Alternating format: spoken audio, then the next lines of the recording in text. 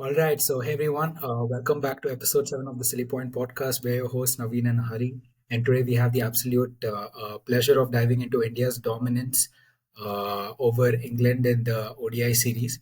But before we get into the details and the nitty gritty details of this match, a quick segment on cricket catch up as usual from Naveen. So Naveen, what's there to catch up on cricket? Hi Hari, how are you, man? All good. Yes, let's dive into cricket catch up. So, in that Tri Nation series between New Zealand, Pakistan, and South Africa, as we record, the last match happened in Karachi. South Africa posted a massive 350 plus target, and Pakistan comfortably chased it down. 260 run fourth wicket partnership between Ega Salman and Mohammad Rizwan. Pakistan cruised it. So, good news for Pakistan. Fakhar Zaman is back in form. Babar's form is a bit concerned, but Babar in ODIs, Babar in white ball, no question. Another very good knock for Retsky. He had a 150 on debut. In the following match, he had another 80. Henrik Klaasen has also had 87, 83, I'm not sure. So he also had a very good game, but South Africa lost unfortunately. But in the three games that happened in the Tri Nation series, of the 6 innings, 5 innings have been more than 300 runs. And the second batting team has chased down 300 plus total in 2 out of the 3 games. Are we in for a high scoring Champions Trophy? And we'll wait and see. Over in Sri Lanka, Sri Lanka and Australia are playing ODI series. A low scoring affair. Steve Smith is leading a relatively young and unknown Australia side with a lot of new faces. Cooper Connolly, what's the so many new names that you might not have heard of. The traditional big three of Stark, Cummins, and Hazelwood are not playing anymore. Sorry, not playing anymore. I didn't say that. So they are injured. They don't have Travis Head in for this game. So it was a relatively new lineup, and Sri Lanka spin choked them. Sri Lanka scored a very low score of 214, and Australia got folded for 165. 8 wickets to spin. Mahesh Tikshana, Velalage, one into Hasaranga and Charit Asalanka. 8 wickets each. Four for Tikshana, two for Dunit Velalage, two for Hasaranga, one for Hasaranga, and one for Asalanka. Nice. All four of Sri Lankan spinners feasted. On the other hand, your Australian spinner Matthew Kuhneman just got banned for a suspected bowling action. How the turntables. Back in 1999, Muralidharan went to Australia and he got his Australia banned his bowling. Now an Australian spinner comes to Sri Lanka and his bowling is getting reported. So What a coincidence. This yeah, definitely coincidence. the coincidence. So over in Ranji Trophy, after a very thrilling quarterfinals between Kerala and J&K, Jammu and Kashmir, Kerala had the match was drawn. As I told, in the first innings, Jammu Kashmir scored 280, Kerala scored 281. So at the end of the day, Kerala was 6 wickets down.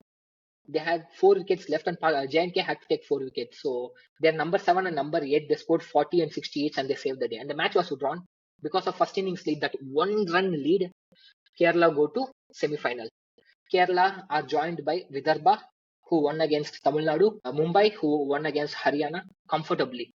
Mumbai are poised for another Ranji Trophy, and Gujarat, who won against Saurashtra. And what they say in these Ranji games, bat first and bat big. That's the mantra. And coming Friday, WPL is starting in Baroda. That's a 1 week leg of match happening in Bangalore. RCB men's team will announce their captain tomorrow, Thursday.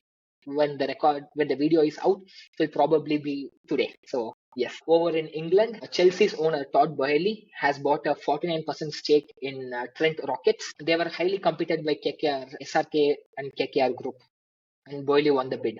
In the same tournament, MI also have won a stake at. MI also got a 49% stake at Oval Invincibles. So that's it for the cricket catch-up, Hari. Awesome. So, thanks for that wonderful segment. I believe our audience are taking a liking to cricket catch up. So, yeah, now let's move on to the match analysis. So it looks like this time England won the toss and decided to bowl first for a change. Just like we discussed in our previous episode, we really wanted India to bat first to kind of test our mettle in these conditions. However, they did not. India ended up doing really well, like just like we had expected. So what are the thoughts on our batting performance? So we scored 356. Comfortable. I mean, what's there to complain, man? But here we are.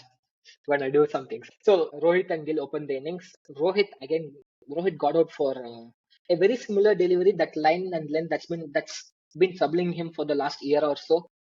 We saw it in Australia. We saw him in Ranji Trophy, where a very similar line and length, and he tries to do that pull shot and gets caught in mid wicket or mid on.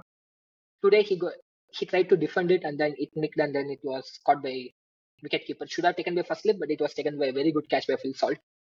Gill, classy Gill, another century. They call him the Ahmedabad bully, and he rightfully bullied England. A very similar start to that he had in 2023, legendary 2023, where he almost beat Sachin Tendulkar's record for most runs in a calendar year in ODI. I think he got around 87, 60, and 112 in this series. I might miss the number, but these are the three scores. Man of the match in the final game, man of the tournament, sorry, player of the match and player of the tournament in the final game and the series. One down is Kohli. As we rightly said, Kohli was the only box that was not checked for India in the batting, and that's also checked. Kohli is also back in form. A very good innings, very nicely paced, but again got out to a very similar way where he got out in the second game. Front foot defense to a leg spin, and then edge, and then wicketkeeper took it. Even before the umpire raised his finger, Kohli started walking. Then came Iyer. I mean, we've spoken about Iyer enough in this podcast. I don't want to waste time praising him. I mean, it's not praising Iyer is not waste of time, but we try to keep our podcast to under 15 minutes. We don't have enough time to praise his extraordinary performance. Exactly. So a score of 59, 44, and 78 in this series. He's locked in his position as number 4 for Champions Trophy and for next couple of years as the number 4. KL Rahul finally had the time to bat in the middle, came ahead of Akshar. As we rightfully said in the last episode, we said Akshar should not come ahead of KL. KL needs the time. And KL came in, he scored a valuable 40, had the time in the middle, could have made a bigger impact after 40 overs, but hey, 40 runs is good enough. He's back in form. Top 6, 7, everyone's in form. Amazing. Uh, Going into bowling, India's bowling. Let's just finish India segment first. Akshar, Phil Salt, and Ben Duckett were going crazy in power play. And this guy comes in and bowls a maiden over in power play. So he was really, really good with the bat this series. And this game, he was also excellent with the ball. Sashit Rana, he went for a bit of runs, but he gave some vital breakthroughs. That has been his template for the last 3 games. Washington Sundar, he came at number 8. He was not utilized much as a batsman nor as a bowler. I don't think he has anything to offer to this team in the Champions League spot. With the current set of spinners that we have, I don't think Washi can get into the playing 11. Kuldeep had a good inning, good game.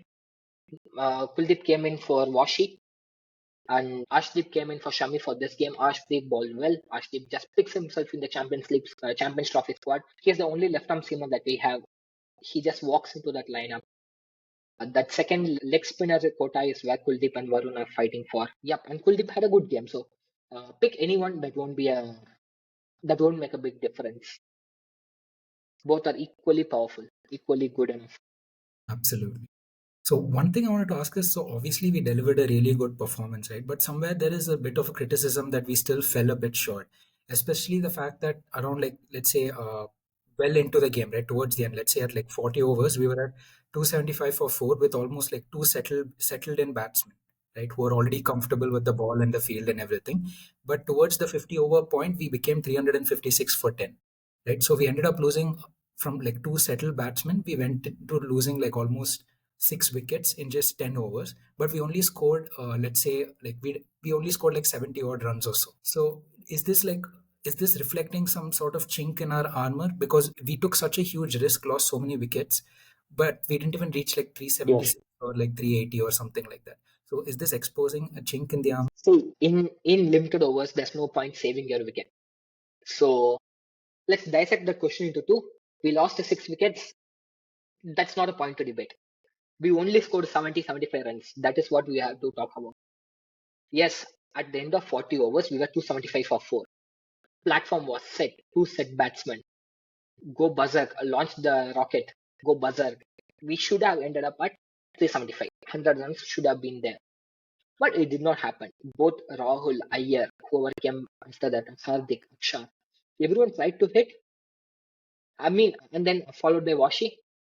I don't believe Washi has the firepower in limited overs. He's a very good technical batsman, but he doesn't have that firepower to clear the boundary. And we saw even Rana. Rana hit a couple of boundaries on the six. So valuable runs. Just that this is my personal opinion. One of Hardik or Akshar could have played a bit slower, carried their bat, so that we had some another 20 runs. So let's say in the last 3 or 4 overs, we were like eight wickets down, and we barely scored some 10 odd runs. If one of the batsmen could have carried their innings, could have played a bit, took less risk instead of targeting Rashid, Hardik went for Rashid. 4-4-6 caught. So I think that's where we should be a bit better. I think this is definitely debatable. You could also say playing this style is what brought you to 350. It could have fallen That short further. it could have fallen short also. So Really. So it's a bit of a variable thing over there, but still, I think on the overall, we can say that our batting lineup is very, very strong. And very, very yeah, strong. definitely some changes can be made, but it seems like all of our batsmen, at least like the first 6, 7 batsmen, are well settled into their position. So I was kind of worried going into this series after the first game when we tinkered the lineup. Yashasvi Jaiswal came in, Virat Kohli was out, Gill at 3, Akshar ahead of KL. Lot of things there. Gambhir wanted this left hand, right hand in the middle, and we were doing a lot of cutting and chopping of this lineup. I was a bit worried because we were very, very settled in 2023 ODI World Cup, and our batting, everyone's still in form. There was no need to do anything. I felt we were doing some things unnecessary. Yes, Jaiswal experiment. I wouldn't say it failed. We didn't have enough time to experiment it. But whatever happened with Akshar, him playing ahead of KL as a floating left-hander, that definitely worked. Totally agree for that. Makes sense. So I Yeah. think that's a pretty apt summary of India. Now let's move on to England, right? Because England, like they really fell short. Like I think at a point they lost almost 6 wickets within a span of 50 runs. What is their middle order up to? What is cooking? See, how many episodes have we made, and how many, and every time we talk about the same thing about England. Good start by openers, middle orders come crumbling, bowlers not making any impact. So let's talk about that then. Like, Yes, how did the yes. opener? See, if you take all our 7 podcasts and then just put 3 words, it would be these 3 words about England. Huh? So again, let's dive deep. So Ben Duckett and Phil Salt gave an excellent start. Right, that they have been giving all these 3 games. Every time, I think, if I don't know the numbers, but every time they gave a 50 plus start. Salt only 3 out of the last 25 games against a full member nation, he has batted over 30 balls in ODI. He is giving the starts, but he's not able to take it. He's not able to continue it. The thing that Abhishek Sharma or Rohit Sharma in ODI, they give that start, but they have that ability to carry on with it. They give that start every game. They fail some games, but they also carry in some games. The games Rohit Sharma takes home, the game is done, single-handedly done. That's where Phil Salt needs to improve. And is this the standard for an England opening batsman? A batsman cannot play 30 balls. He has only played 30 balls in 3 out of the last 25 games. Is this the standard of baseball? And let's go next. Then came Tom Banton, the new guy, continuing his excellent form from ILT20. So ILT20, he was in Dubai. He was hitting excellent in that tournament. They're like, okay, we are going to play our next tournament in Pakistan. You come, man. Come play for us. And he continued with that form. I feel they should also say Sam Curran. They should also bring Sam Curran. He is also in excellent form. I would say drop one of Bryden Cars or Gus Atkins and take Sam Curran.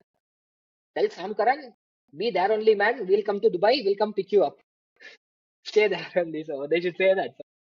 Anyway, it was in Narendra Modi Stadium. The game match happened in Narendra Modi Stadium, and the Prime Minister would be very happy because England team is following the Swachh Bharat Abhiyan so much. Sweep, sweep, sweep, left, reverse sweep, paddle sweep. Anytime a spin bowler puts a little bit pressure, reverse sweep, reverse sweep, sweep. Right. The only useful sweep in the whole series is what India did. We did a clean sweep of India. As you said, uh, England went from 125 for 2 to 175 for 8. Where is the middle orders? We don't know. Do they have to play this template? That's the question for baseball, man. The same question was asked at the end of the match in the presentation to Butler, and you know what Butler said? Butler reinforced that they'll continue to play in the same style. He said, we were completely outplayed by a better team. We threatened them throughout the series, but we were never good enough to win a game of cricket. Top mark for honesty. But if any player or captain from India said this, they would be buried alive.